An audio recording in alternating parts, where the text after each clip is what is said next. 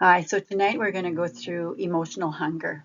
Doreen Virtue in her book talks about 8 traits of emotional hunger, and we will go through that. We've all heard about emotional eating, but what is it? I have a sister-in-law who passed away about 2 years ago.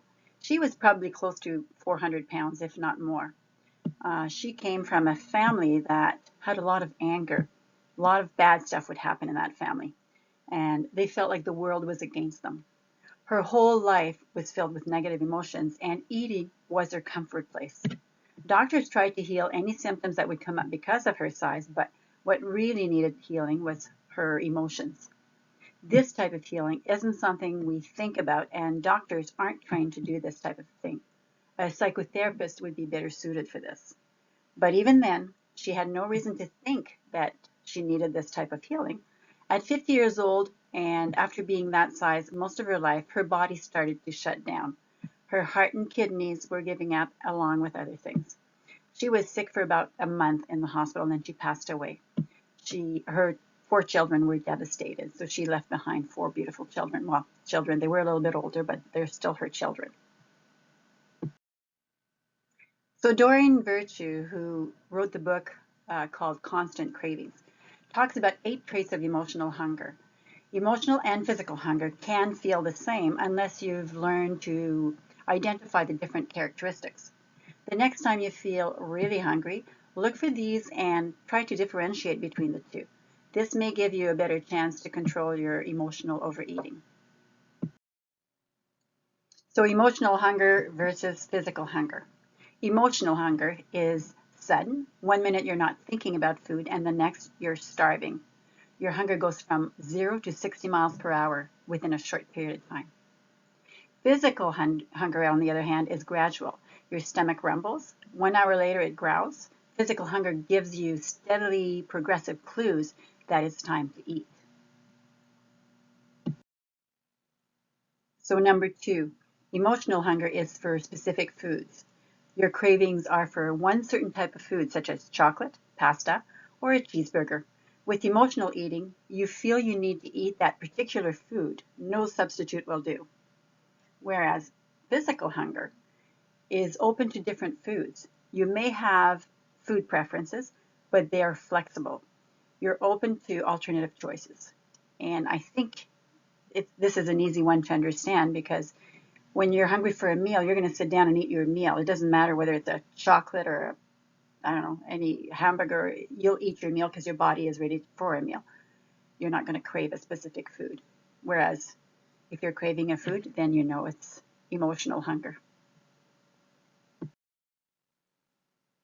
So number 3, emotional hunger is above the neck.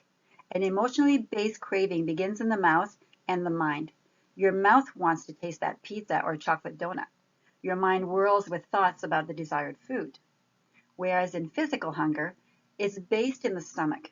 Physical hunger is recognizable by stomach sensations. You feel a gnawing, a rumbling, emptiness, and even pain in your stomach with physical hunger. These two are very easy to identify. I'm sure you've felt the two of them. Number 4, emotional hunger is urgent. Emotional hunger urges you to eat now.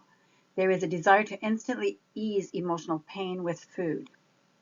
Whereas physical hunger would prefer that you ate soon, but doesn't command you to eat right away, not right at that instant. Number 5, emotional hunger is paired with an upsetting emotion. Your boss yelled at you, your child is in trouble at school, your spouse is in a bad mood. Emotional hunger occurs in conjunction with an upsetting situation.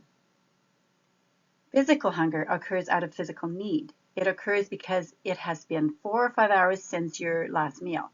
You may experience lightheadedness or low energy if overly hungry.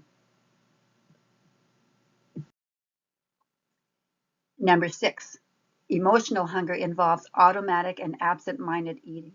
Emotional eating can feel as if someone else's hand is scooping up the ice cream and putting it in your mouth. You may not notice that you've just eaten a whole bag of cookies. Whereas physical hunger involves deliberate choices and awareness of the eating. With physical hunger, you're aware of the food on your fork, in your mouth, and in your stomach. You consciously choose whether to eat half of your sandwich or the whole thing. Number 7, emotional hunger doesn't cease, even when the body is full. Emotional overeating stems from a desire to cover up painful feelings. You stuff yourself to deaden the troubled emotions, and you will eat second and third helpings, even though your stomach may hurt from overfullness. Whereas physical hunger stops when satisfied, physical hunger stems from a desire to fuel and nourish the body. As soon as that intention is fulfilled, you stop eating. So that makes me think the emotional hunger on this slide, is that what happens to us at Christmas? We're so emotional at Christmas that we eat that turkey till we can't eat anymore. And finally, number 8, emotional hunger promotes guilt about eating. The paradox of emotional overeating is that you eat to feel better, and then you end up berating yourself for eating cookies, cakes, or cheeseburgers. You promise to atone, I'll exercise, diet, skip meals, and so on tomorrow. On the other hand, physical hunger is based on eating out of necessity. When the intent behind eating is based in physical hunger, there's no guilt or shame. You realize that eating, just like breathing oxygen, is a required ingredient of life.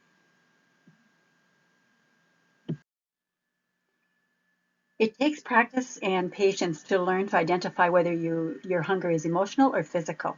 If you've experienced emotional hunger, you know how overwhelming that urge can be, the urge to eat. So let's break this horrible hold by practicing Doreen's 5 steps to not eating the next time that you feel the wrong type of hunger. So step number 1, Bruce has mentioned a few of these steps, but we will go through it properly and you will learn how to do this. Number 1, walk away for 15 minutes. If after 15 minutes you still feel the same, then go ahead and eat it. But during that 15 minutes, you have to complete the other 4 steps. By then, your appetite will likely be reduced to the point where you won't need to overeat. Number 2, get away from the source, from the food source. An eating binge may be avoided simply by getting away from the food. Go outside if you need. You can even throw the food away. Of course, the best thing is never to buy it in the first place, but we're all guilty of buying that food for just that one-time snack, but there's always leftover, right? Number 3, brush your teeth and drink a big glass of water. By cleansing your mouth, you can get rid of the taste for the cookies, the chocolate, or whatever it is that you're craving. Also, something that most people don't realize is that the water will help if you are confusing thirst with hunger. And believe me, we all do this.